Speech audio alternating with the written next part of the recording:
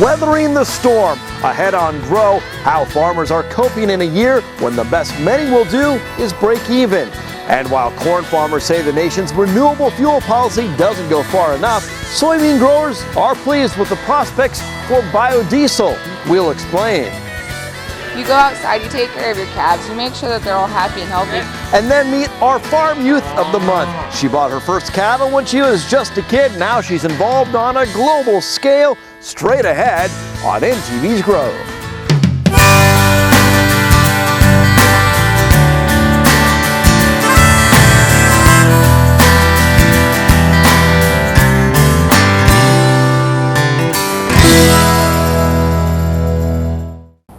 Water quality and quantity, both are problems along the Little Blue River, where they're implementing a new plan. But what does it mean for Nebraska agriculture? Megan Johnson has our top story. It's taken a year of work, but the Little Blue and Tri-Basin NRDs have a 200-plus page document of goals, solutions, and problems for their water sources and supplies, stretching from Minden to Fairbury. We would rank these out. It's hard to sum up the Little Blue River Basin Water Management Plan with a few maps and bullet points. It's really something entirely new. We have done, annual plans, management plans before, but this really incorporates or consolidates water quantity and quality issues and considers them both. The Little Blue NRD, along with the Tri-Basin NRD, is writing a roadmap of sorts for the next 25 years, outlining programs, practices, and problems the 43 communities and 1.7 million acres of land in the river basin are involved in. In the past, we call the shotgun approach, and now we'll be able to say, okay, this is the area we want to concentrate on the next year or two, and we'll have a step-by-step plan. Officials say it's been done on smaller scales, but this effort will let them start working on permits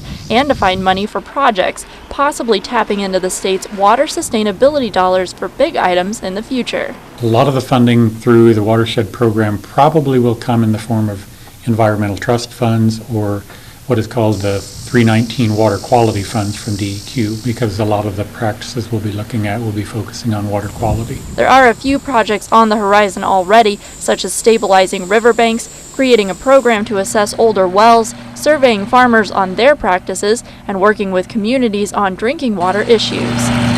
But the NRD says the plan is on paper, not stone, and they're using it as an outreach tool to gather more ideas. And we've had some good comments with the initial open houses. Some farmers saying, hey, we should look at this or that. And so that's going to be incorporated in the final plan.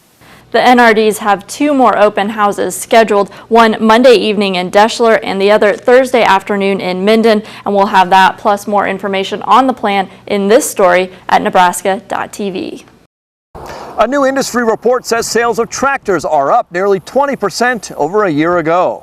The Association of Equipment Manufacturers says nearly 22,000 tractors were sold nationwide in July, but sales of combines fell more than 34%, just 511 sold last month. The industry group also reports combine sales fell during the first 7 months more than 40% compared to 2014. No surprise to us in central Nebraska, where we've seen a slowdown in production at the Case New Holland plant in Grand Islands.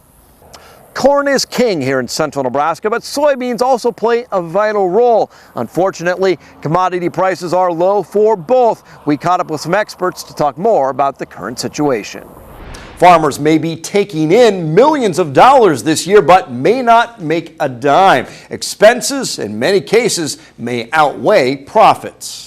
It is going to be a difficult year. The best many farmers hope for is to break even this year after several years of record income. Unprecedented profits, but I think now we're going to go back to more where we saw profits sometimes non-existent. Tina Barrett of Nebraska Farm Business agrees. It's a return to the days when margins were razor thin. At best break-evens for a lot of things.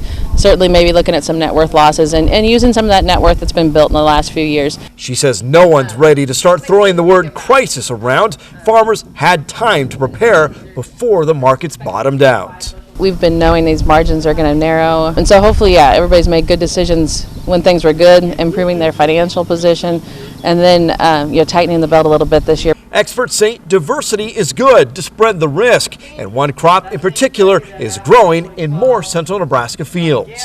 Corn is king, and soybeans have come on the scene in the last 15 years, let's say 20 years, and we still use a lot of mythology in regards to managing soybeans that comes from corn. Soybean field days give growers a chance to learn the latest from markets to production.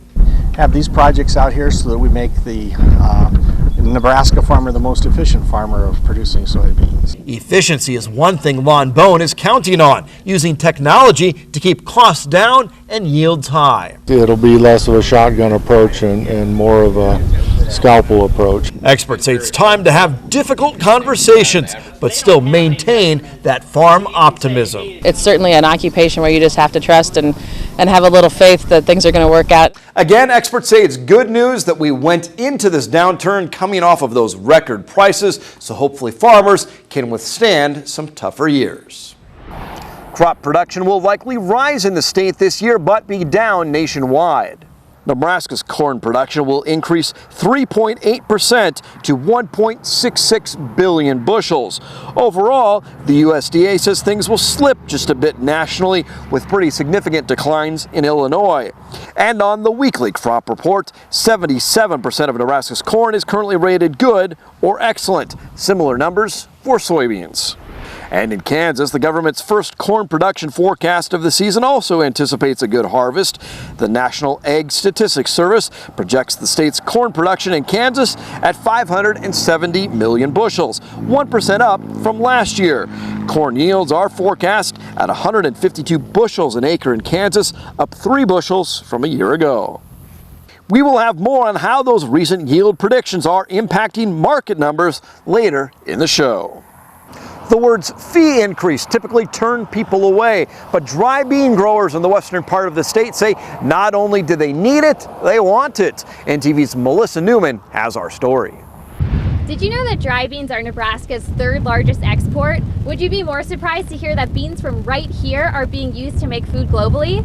Farmers in Ogallala tell me that changes in the Dry Bean Resources Act are helping fund research that help global initiatives.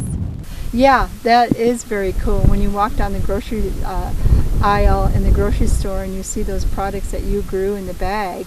Cindy Allen is not your average farmer. We have this image that we should all be wearing coveralls and chewing straw, and and it's a big business, and it's a very modern business. Allen is constantly looking for the future of the dry bean industry, which is why she helped lobby for an increase in fees for farmers and processors under the Dry Bean Resource Act that changed this August. But why was this increase necessary? Because we didn't have enough money to research some of our core projects that we had already started developing, the Nebraska dry bean growers came to the commission and said, we would like to initiate increasing the checkoff so that you can continue to allocate money within your budget to fund research that we benefit from. And that's where the global initiatives come in. Studies on beans from right here in Nebraska are being done to discover multiple new things about bean genomes, such as ways to make drought-resistant beans, different fertilizer applications, and even creating a new food source for people in developing countries. We funded research to incorporate dry bean flour into noodles for the Chinese market, and because it improves the quality of the noodles in their market. It gives them a higher iron content, higher protein content, more antioxidants, no fat, so it was perfect for the Chinese market. Allen says with the new fee increase, the future is looking bright. Right now we're all smiling. We're able to fund the research. We were able to allocate more money towards promotions, which is what we really wanted to do. In Ogallala, I'm Melissa Newman. The prospects are looking pretty good for soy biodiesel. More up next.